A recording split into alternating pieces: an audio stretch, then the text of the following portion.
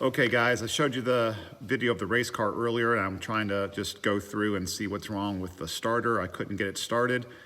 So I told you before, I did figure out it's the wire going into the starter, but when I first started, you start with the switch first. Start in the beginning of your electrical problem and work your way backwards. So I did figure out it was wiring, but I'm gonna show you how I figured out that the switch was okay. So this is the switch. It's just a simple push button switch. You push down, there's a spring load in here in this button. You just push down and that pushes down a metal piece that goes down and makes a connection with these two poles. These are where the wire would come in from the battery and give you electric.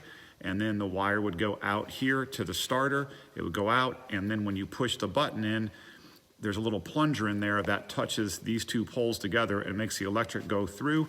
When you let up off the button, that button comes, the plunger comes up and there's no electrical connection, so it stops the electricity.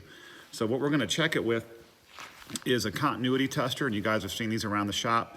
Pretty simple. This continuity tester, all it does is you put the probe against the two probes against each other or connected to wires. And if the light goes out or goes on, then you have continuity. That means there's electric going through it. And this is just a little tester. So when I put these two ends together, we're gonna see light. And there you go, you get light like that. So when I put them together, light. And when they're apart, no light.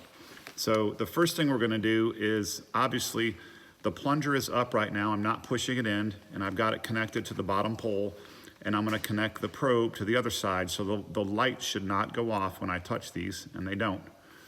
So now when I click on the button and push it down and I touch the probe, the electric should be, if the switch is good, the electric should be going all the way through and this light should go off, and it does. So you see how that goes? So lights, it's got continuity, and then when I lit up off the button, it goes off, on, off, on, off. So the more you press on the button, the electric goes through, so you press on that until the starter engages and starts the motor, and then you lit up off the button.